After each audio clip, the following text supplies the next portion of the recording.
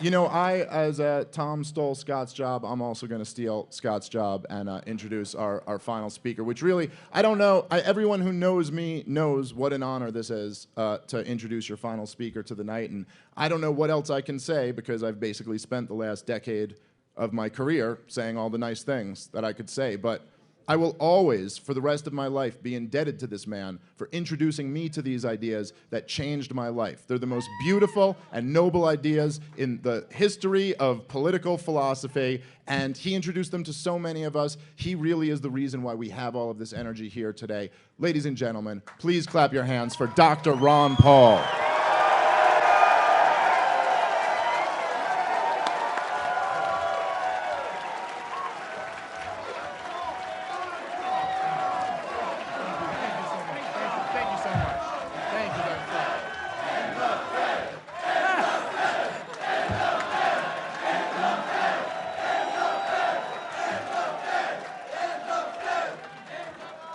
I'm all for that. You didn't need to do that, but you know, one of the things I always finish my speeches on during the campaign would be that you know, serious stuff we're talking about. The consequences of not having your liberty is very serious. And I said, we'll talk about that, but the most important thing is that we leave with a bit of optimism because it's not that complicated. You know, freedom is not a complicated issue, and it's a wonderful issue. But the one thing is at an event like this, and I can't give you this advice because you're already doing it, because I tell the crowds, if they're enthusiastic and like this, just have fun talking about it and spreading the message.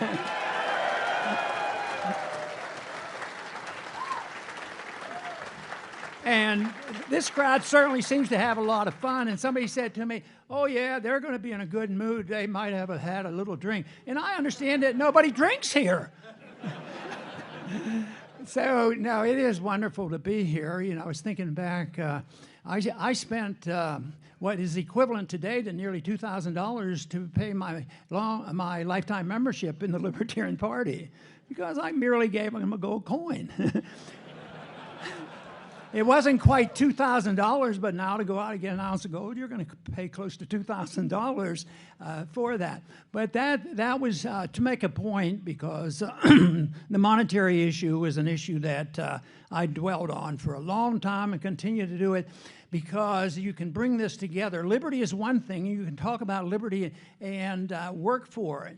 But most everything that's been said today has to be paid for. And they're not going to work for it and pay for it. You can't tax the people enough, and so they have to use plunder, and that is illegal taxation, but most of the things are paid for through inflation, printing money with the remaining trust in our dollar, which is dwindling every single day. And that's not going to be the worst thing to happen if we are prepared and get enough people that protect themselves and understand what the answer to it is. And now it looks like a couple countries, I think they used to be communists or something, you know, China and Russia. Can you imagine them trying to work on a gold standard? And what are we doing? Printing money faster than ever, trillions and trillions of dollars. And the main thing is people actually think it's going to work, and it does temporarily. You know, it was mentioned, I think Dave might have mentioned it, that a lot of people don't really understand exactly what inflation is. And I said that was certainly true about all the Federal Reserve Board members that I ever talked to.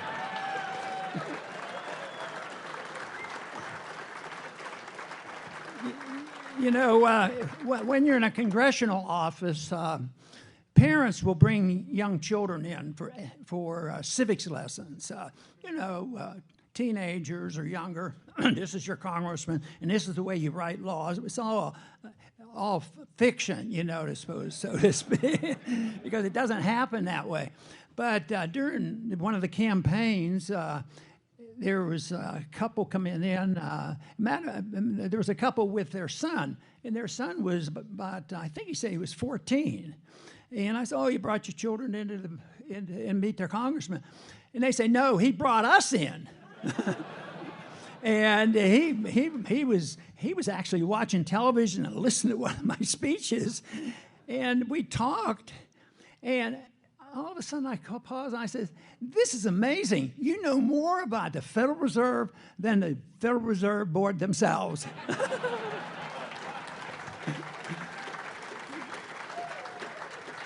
That's what convinced me that the one thing you don't want is to teach monetary policy to a 45 or 50-year-old PhD in economics from a Keynesian economic system. Forget it. Or anybody that maybe understands exactly what it is, and they know how they can grab hold of that stuff first, get hold of the money. And that, of course, there are special interests, the military-industrial complex and the school system, all the way. And they have the tremendous advantage. And, of course, one of the worst things that will come of the inflation that we have is the fact that it divides us. You know, we want to bring people together, and freedom does bring people together. That's the magnificent thing about freedom, because people come together, and people who understand freedom, as long as people aren't using violence, you can be very tolerant of what they do. You know, we certainly accept in general that we don't tell other people what their religious beliefs ought to be, and we're pretty open. And we still believe you're not supposed to steal. At least they say that, unless you're the government. And you're not allowed to counterfeit the money unless you're the government, and then you get to do that. But that's that is important. But you know, has already been mentioned tonight about just telling the truth. And I want to dwell on that a little bit, because there are a lot of ideas. Ideas have consequences. We deal with ideas more than anybody else. But the problem, as I see it, is not that the ideas aren't available. It's a lying game. Who tells the biggest lies? Who gets away with the lying? And and that's what all politics is about. Is the misinformation and trying to demagogue the issue and bring people together for political power. The political power, though, is always so dangerous and does so much harm. And, you know, I think that the libertarian movement has to be the movement, because there's nothing left that will sort this out. And because the philosophy is not complicated. You know, you can't use force against people. That's really complicated. You can't steal. You can't lie, cheat, or steal. But we live in a confused time, because not too long ago we had an FBI agent, the CIA chairman, and he was also the Secretary of State, and he says, he was joking, he was giving this major speech, and he says, you know, that's what they teach us. They teach us how to lie, cheat, and steal. And we have to kill people. And he giggled about it. And he was head of the CIA, and he was Secretary of State. And of course, it wasn't like it wasn't like a slip of the tongue, you know. He was making a joke and thought it was real funny, but it was a true statement. The people who know what's going on, that's exactly the case. But because, you know, many libertarians have been taught, and I've heard it so many times, and they'll teach their children, you know, really think carefully. Don't call the police. You know, that doesn't help you out that much. So, so somebody says, does that mean I should call the FBI? You're really going to get a lot of help from those organizations. But one of the sad things happening today, because I enjoyed working with progressives, honest progressives, you know, the ones that understand it, and they're libertarian-ish on civil liberties, and there was a time that they were pretty good anti-war, and I had some good allies on there, but that's gone. And you say, oh, that's sad. Well, it is sad, because you want to build and bring coalitions together, but I was able to work with them. Matter of fact, I, deep down inside, I believe it's probably every bit as easy if you can find an honest person, calls himself a progressive, believes in civil liberties, is anti-war. He's a much easier convert than a warmonger conservative wanting war all the time.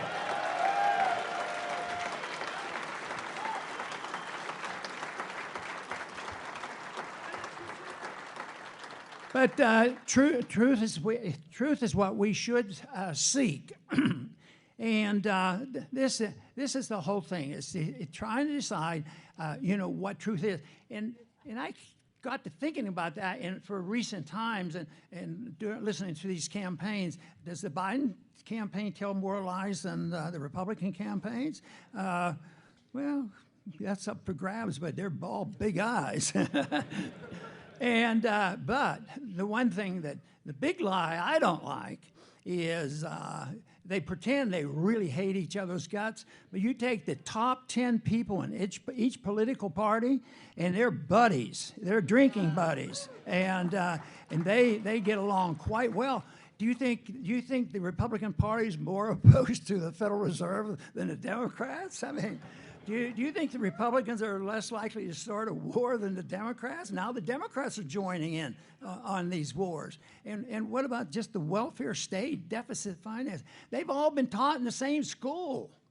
And I do place a lot of emphasis on the basic education because I went through the government education, 12 years, grade school, high school, and then a college. It was a private college, but it was very, very typical. And the history, the economics, and everything was the same stuff. And then in the 60s, I started getting glimpses of what liberty meant. And I thought, wow, this is different. And so I started reading and studying and thinking and I've told people, and I think it's true, I said, it probably took me 10 years to unlearn all the bad stuff they pumped into my brain for the first 20 years.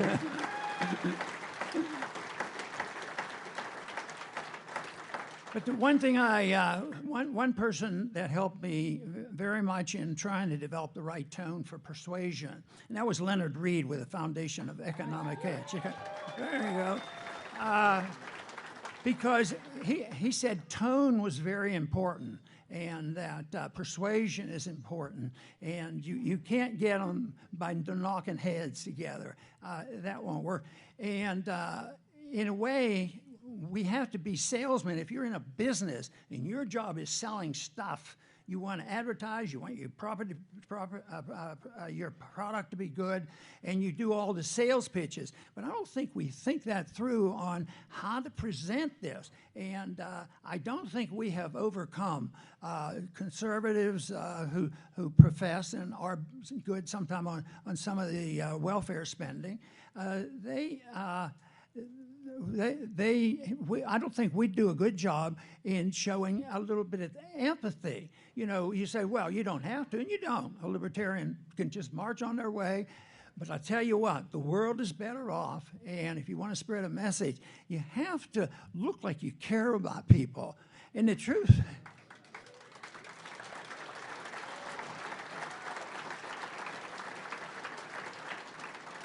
And the neat part of this, the majority of the people do care, but they get confused with all this stuff that's put into their brain, mixed up on the economics, and everybody's doing this because they're being sympathetic and humanitarian and this sort of thing. And if you happen to think that you don't have to join some of this welfare business, then they call you selfish and mean. Like, how did they ever get away with these last 2.5 years or so with COVID that if you didn't follow all the dictates of the dictators and tell us what to do, for some reason we were unpatriotic and we were traitors and terrorists and all these things, and they got away with that. And once again, it's sorting out the truth.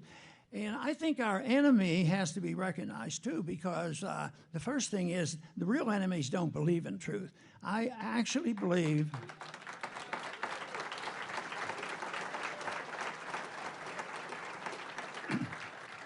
I actually believe the cultural Marxist accepts the principle that truth is unknowable. You can't have a set of standards and decide this is true or not true. And we've heard this throughout history. People say, you can't know truth. Truth is unknowable. And therefore, somebody still has to fill the void, and that's the people who want power. And then they'll dictate all the rules. So I believe in, and I think most people do, have a concept of a higher law. And I think in a way we appeal to that. And that is the thing that our Secretary of State and CIA agent didn't believe in. Oh, we take training classes on how to lie and cheat and steal, and that's our training. And yet a nihilist, they really believe it. They have no guilt feeling. They're just accept this as being the right thing to do, and that is a hard thing to contend with because they go by thinking they're on the right side. But if you take the individuals that we have in Washington, you'd think they would have shame. They deserve shame, but they don't show it.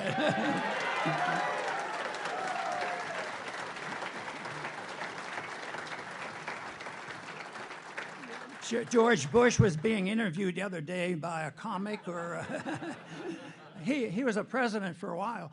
No, sorry, he was in the Cheney administration.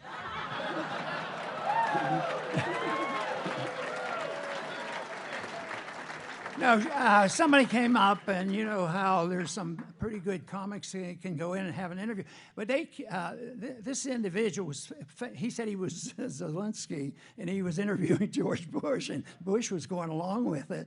And this guy led him on. He says, the United States didn't always follow the rules and the things they promised because they had promised that they wouldn't go eastward, they wouldn't pester Russia borders, and they weren't going to push Ukraine to get them into NATO.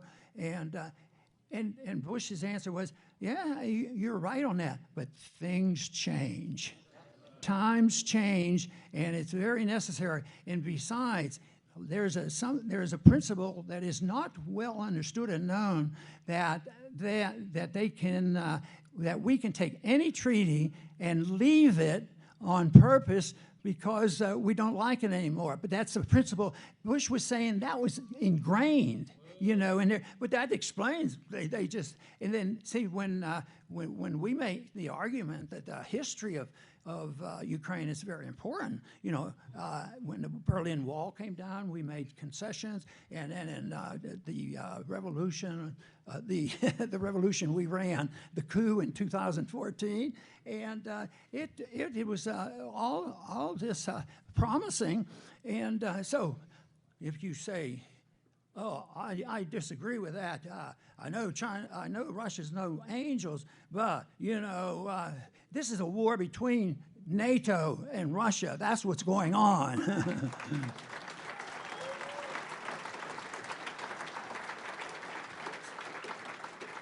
So what should we do with NATO? Maybe you would agree with Robert Taft. He said, don't ever get in it. It's bad news. And I think it would be good news if we just got out again. They're out of it. No, we don't need in that. And the money's a big thing, but the killing is the real evil. That is it. That is the thing that's so bad. And it's really heartbreaking when you see the ads that plays on the tragedies. You take care of people. I remember during one of our debates, they were talking about whether we'd put more money. I guess we were still in Iraq or Afghanistan. We should have more money because we've invested a lot, and a lot of people lost their lives. And I said, you just keep spending more money to save face? That's criminal. Just to pump it in and do the same thing over and over again but they can't, they're incapable of making a mistake because they're incapable of understanding what is right and wrong. And they know that. They want dictatorial power. So I think there is a system that can compete with that. And that, to me, is the system that honors, presents, and understands what true liberty is all about.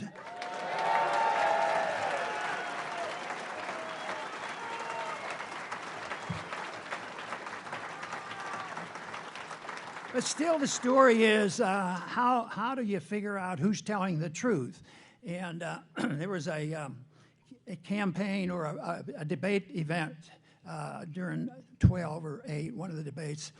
And I walked off, and some young people came up to me. There was like 3 or 4 together, and they wanted to talk about my statement about the Constitution. They wanted to engage me about, following the Constitution. And they were expressing their liking it. They were very pleased with what I said about the Constitution. And I said to them, do you know that 2 other candidates, after I said that, they said, that's what we believe too, and they were saying they were strict constitutionals also, and so I asked him. I said, why didn't you talk to them? They said they weren't telling the truth.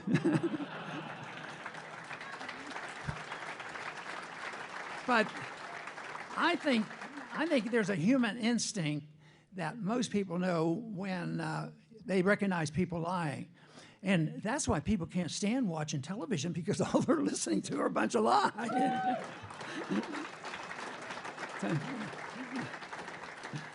But there is some sorting out that has to be done. And of course, I should memorize quotes, but I'm going to read them because I don't want to miss one word. And this is so famous, everybody will know what the quote is. And that has to do with Shakespeare when Polonius was talking to Laertes, sending him off to college. And these are the famous lines. This above all to thine own self be true, and it must follow as the night the day. Thou canst not then be false to any man. I think that's fantastic.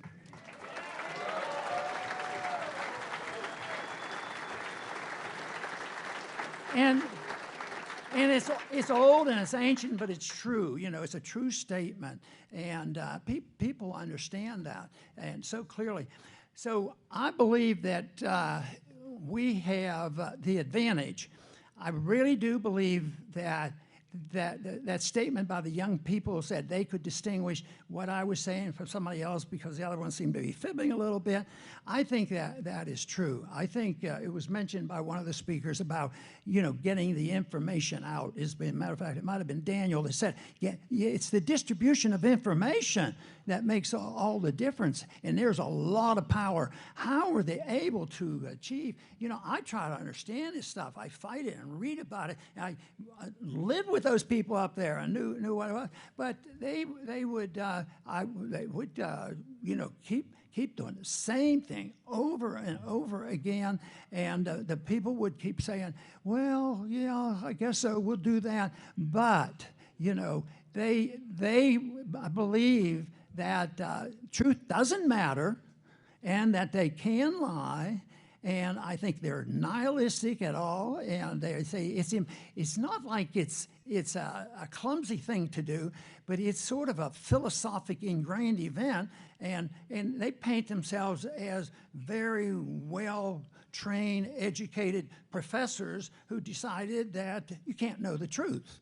And it just happens that history is sort of on our side of that their truth is knowable. And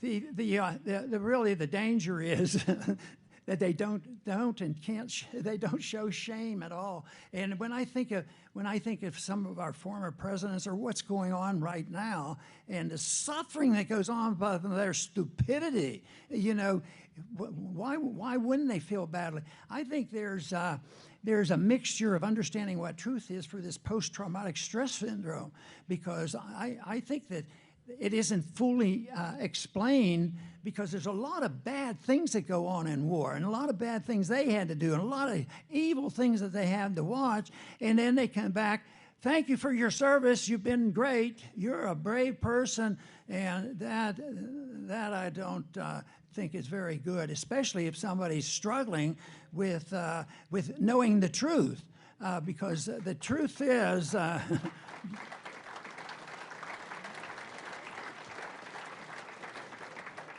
But there's so many things like that that's going on today. But I do want to spend at least a couple more minutes on the Federal Reserve.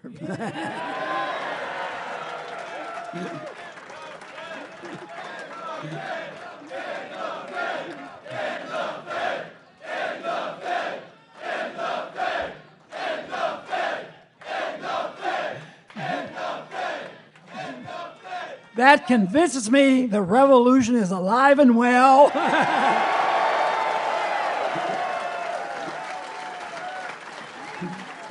and I know you understand. You understand the issue just as well as that 14-year-old teenager that came to see me. So this is great. You know, when I did join the Libertarian Party, and that was in 1987, because that was when I was the nominee. That's something like 30-some years ago.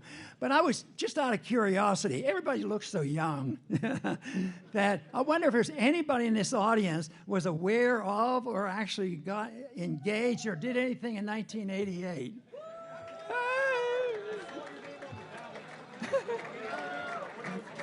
You know, the one thing is I did go to the college campuses. There was a big difference going to the college campuses back then because you know, it wasn't like, oh, next year I'm going to be the president type thing. But I would go to the college campuses because my goals were slightly different.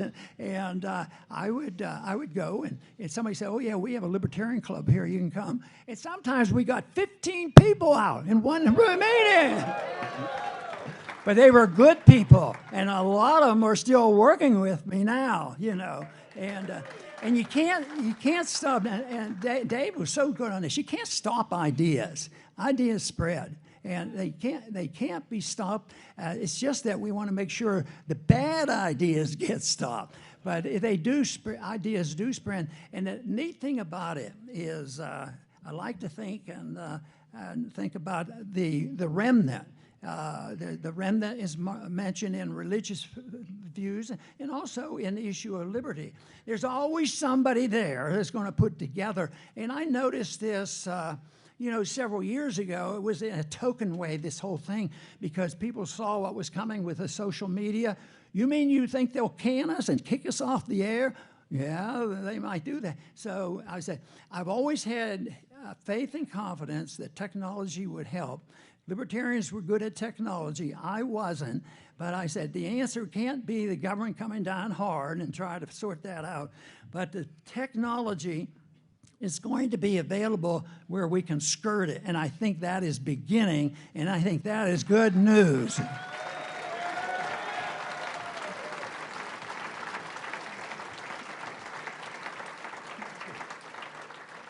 But the remnant maintains belief and confidence in a description of what their beliefs are, and I think the number of people out there, just because there's more than 15 people here tonight, you know, and every one of you. I mean, just think of the speakers that you have, how many people they reach. You know, I probably don't even reach half the number of people Dave reached with his famous shows. It's fantastic what happens. But I have teenagers or college kids that now, in spite of all the terrible things and the restraints on our speech, there are a lot of people who start their own podcasts, and you never know how many they reach. And I try to do as many as I can, but I know there's a lot, and a lot of them are good. And so you can't count them. In the Bible it said you can't count the people in the remnant. You should say, well there's not enough of us. But there's a couple things. There's a lot more than we know about. And the other thing, numbers aren't the most important thing. You know, the numbers are important on leadership. And I would put this room filled with leaderships for the ideology of liberty, because that's important, because the total number, you don't wait until there's 51% and have pure democracy say, oh, 51%, we're going to change the Congress, we're going to start voting to quit the spending and all this. It's not going to work. You have to have the leadership. And I'll tell you what, if you want to learn something, I'll bet we have lessons to learn from the cultural Marxists. They were the most tyrannical infiltrators in everything. And it's really scary, but because they are way off base, everything they're doing and will do will fail. People are...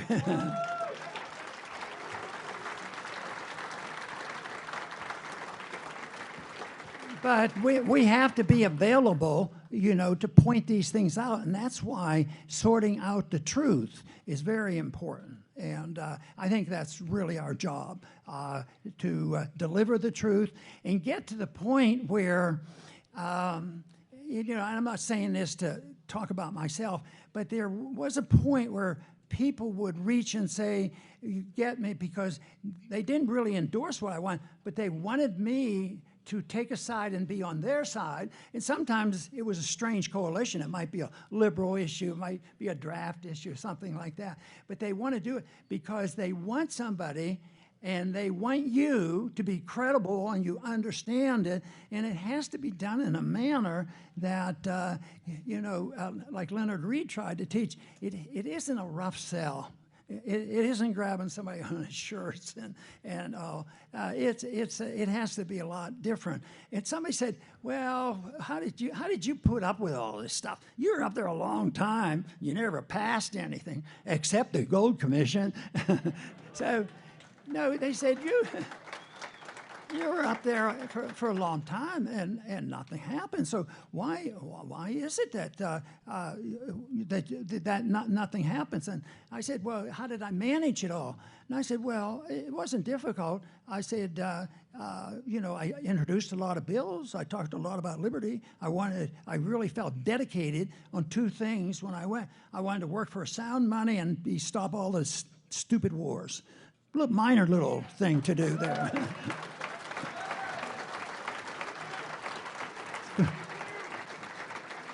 And I said, and they said, well, you didn't do all that stuff. And I said, yeah, but I still didn't, it still didn't make me disgusted. I wasn't downhearted because of that. And they said, why not? I said, I just had low expectations.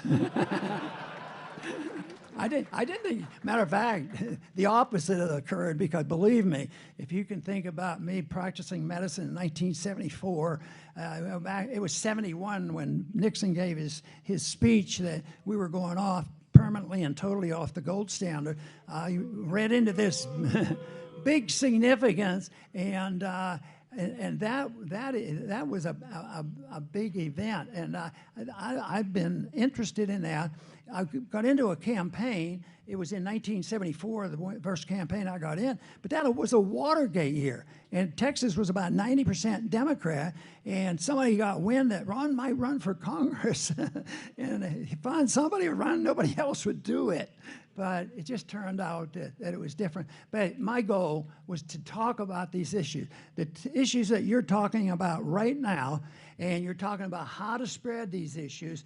But the spreading of the issues will become much easier if you follow the rules of straightforward honesty about it. And another bit of advice that I got is know your subject. Know your subject. I felt like I wanted to talk about monetary policy. So ever since the 60s, I've read endlessly on trying to understand. And it's hard to understand a secret organization. They hide everything. So it's a big job, but there's room for optimism for it, because I think what's going to happen, and we're in the middle of it now, the major crash, the crunch is coming, the Fed can't bail us out now, and people are suffering right now. There's a bit of information that is very, very typical of recessions and problems. Prices are going up.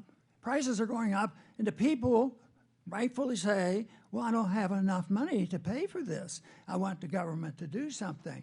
And yes, that's true, but they should be more accurately saying, my money isn't worth much anymore. It's lost its value. And the real reason you're having trouble is deficit financing, because nobody's against deficits. I mean, it is unbelievable, you know, how willing they are to spend. Even this week, Biden came up with a proposal for next year's military budget, and the Congress is wanting to raise it already, and they haven't even debated it. You know, they just raise it up, and they're getting away with it because there's enough people who still believe this. But they're going to lose confidence, and that's when we may see what Mises called the crack-up boom. That means when people want to get out of money, all money, and then they buy anything. But they don't buy paper, they buy stuff. And that's liable to come. But people ask me about investments at the time, and I try to avoid doing too much of that. But I like to think that the investment thing is, it's not so much an investment, but it's protection. I want as many people to be protected. See, we're all going to be better off if we're in a group trying to survive. If a group like this understands exactly what you're doing, it's going to be so much easier. So that's why, to me, education is so very important, that people understand, and they understand economics, but they're not going to get that information from government schools. I don't believe that.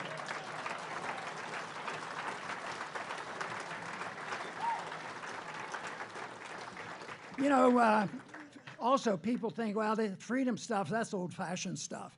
Well, tyranny is old-fashioned, probably older than freedom. No, they've both been around a long time, and they both, freedom and slavery, tyranny have always competed.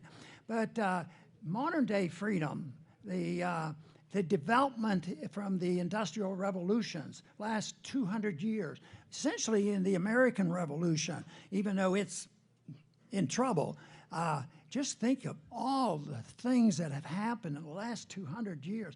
And I keep thinking, you know, my dad was born in 1904, and he would tell me stories that we lived on a little place that was their farm at the time, and they got into the milk business. They did retail milk delivery by horse and buggy.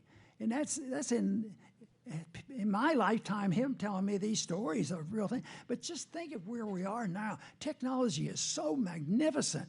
And the real tragedy there is how much of the technology and the ability to take that money out of the pockets of people and make it be spent. And the technology is fine and dandy, even though the government shouldn't be doing it. And what they do is they spend all this technology. How much of the technology is being used for missiles and drones and submarines and nuclear bombs and all of this? And so much of it is used for killing, and so little is being used, you know, to promote the cause of liberty. That is our job, our responsibility. It's necessary now as much as ever before. The message is there, it's loud and clear, and it just needs an army of people to spread the message. Just think, if a room like this is dedicated, could each fund 100 people that would say, you know what, you've converted me to becoming a libertarian. I mean, that is a revolution. This is revolutionary.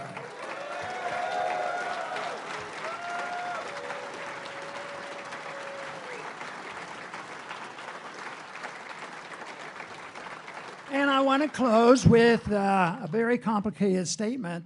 Not only is freedom new, but freedom is popular. Thank you very much.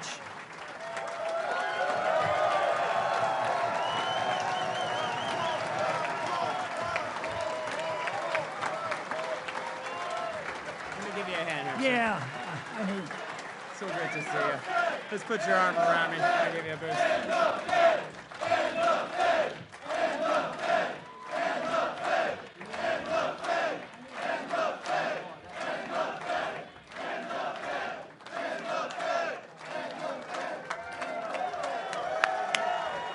All right. Ladies and gentlemen, Dr. Ron Paul, our greatest hero.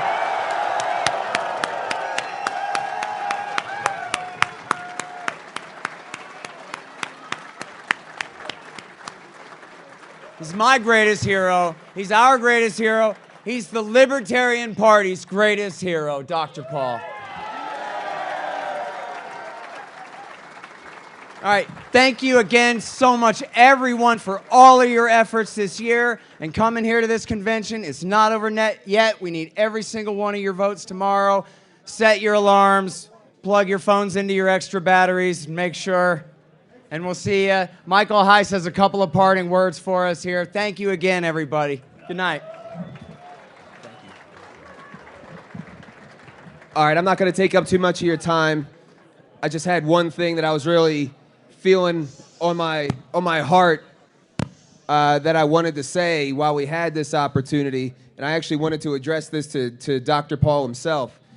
You know, when the Ron Paul revolution happened, you know, yeah, I found the philosophy of liberty, and I was lit up on the ideas of liberty and the ideas of freedom and the philosophy of freedom, but that wasn't what I learned in time was that wasn't the main thing, I don't think, that made me fall in love with that revolution. It was the example of Ron Paul's character. It was the example of Ron Paul's courage. And, you know, that is something that I found at a time in my life when I desperately needed it. And, you know, it changed me on a very profound level. And it was one of the best times of my life, and it's something that I've wanted back ever since. And that's really what animates this project that is the Mises Caucus. So, Dr. Paul, I wanted to tell you that what caused me to act was knowing that if something wasn't done, that this party was not going to uphold your legacy.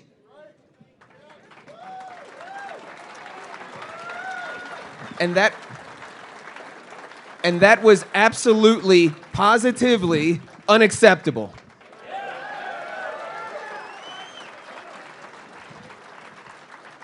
So I've always chased having those days back, and thanks to all of you guys, it certainly feels like they're back, and we're going to move forward with that. We're going to carry on that legacy. We're going to make Dr. Paul proud, and we're going to carry the revolution on from here on out. So thank you guys. Dr. Paul, I love you. We love you.